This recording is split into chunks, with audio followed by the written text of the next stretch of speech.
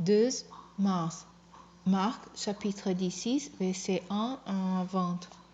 Quand le sabbat fut passé, Marie de Magdala, Marie mère de Jacques et Salomé achetèrent des huiles aromatiques pour aller embaumer le corps de Jésus.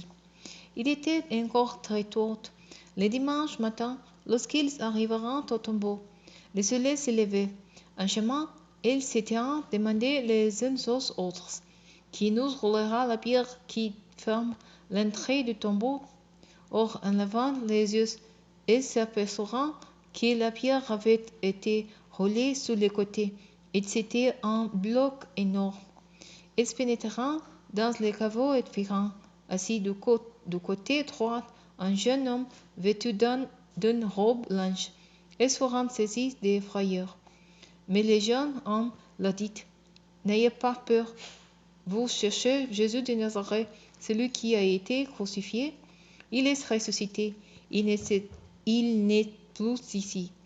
Voyez l'endroit où on l'avait déposé.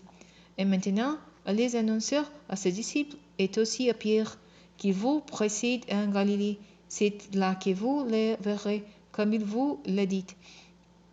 Ils se précipiteront hors du tombeau et s'en feront toutes tremblantes et bouleversées. Ils ne diront rien à personne, tant ils étaient effrayés. Jésus, étant ressuscité le dimanche matin, apparut d'abord à Marie de Magdala, dont il avait chassé 7 démons. Celle-ci allait apporter la nouvelle à ceux qui avaient accompagné Jésus. Ils étaient plongés dans la tristesse et en larmes. Mais eux, en l'entendant dire qu'il était vivant et qu'il lui était apparu, ne la croirent pas. Après cela, alors que 2 d'entre eux faisaient route pour se rendre à la campagne, il leur apparut sous un autre aspect. Ils revinrent à Jérusalem et annoncèrent la nouvelle aux autres, mais ils ne les croirent pas eux non plus. Plus tard, il se montra aux 11 pendant qu'ils étaient à table. Il leur reprocha leur incrédulité et leur aveuglement par qu'ils n'avaient pas cru ceux qui l'avaient vu ressusciter. Et il leur dit: allez dans le monde entier, proclamez l'évangile à tous les hommes. Celui qui croira et sera baptisé sera sauvé, mais celui qui ne croira pas sera condamné.